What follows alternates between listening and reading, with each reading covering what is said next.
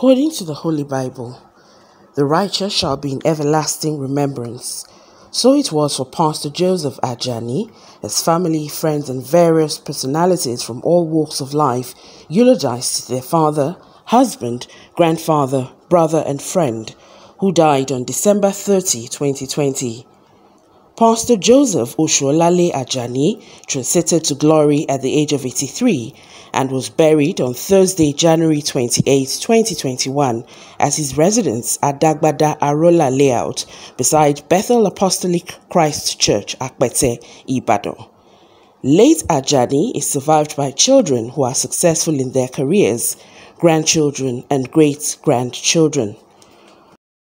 Reverend Abiodun Adeshina charged everyone present at the burial ceremony to serve God as Ajani did, noting that only death is certain in life. It's not certain that everybody will be rich.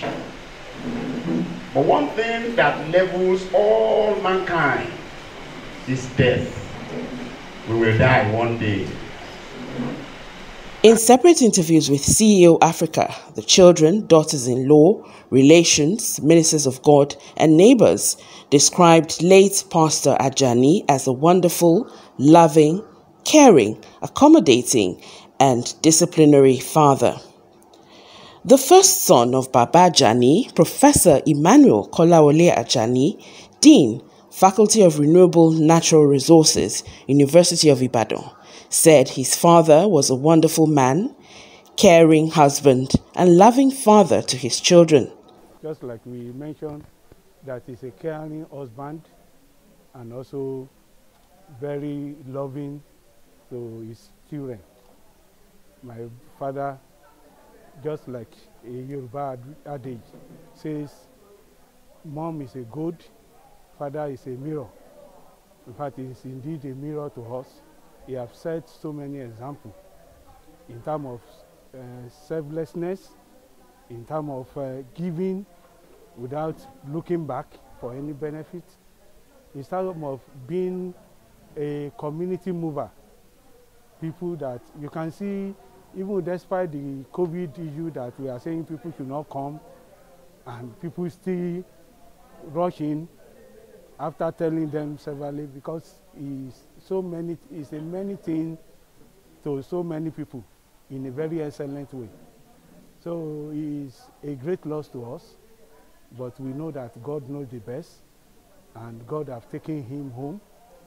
The thing is that he has left a very big shoe for us to fill, and I pray that God will help us, especially myself, to fit into the shoe in terms of working with God.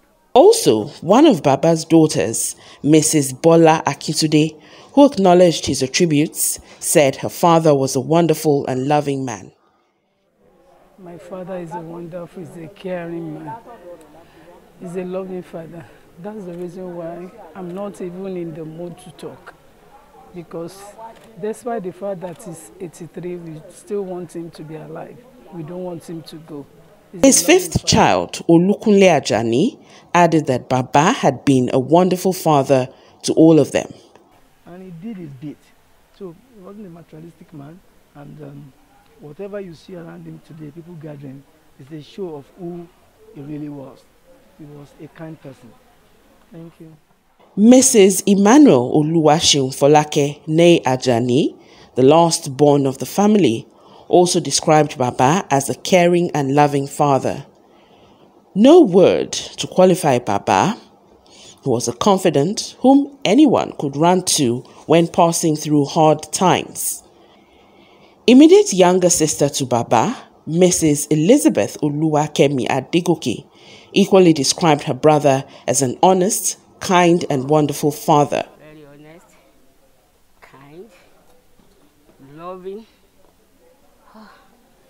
I don't know the qualification I can give. It's like a father to me. One of the daughters-in-law, Mrs. Delight Olukunle Ajani, gave thanks to God for giving Baba to her as a father-in-law. I see him as my father because he played a vital role, and it made me to forget that I am not from Oyo State.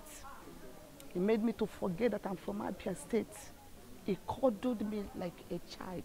Another daughter-in-law, Adeola Rachel Ajani, said she misses Baba. I really miss him.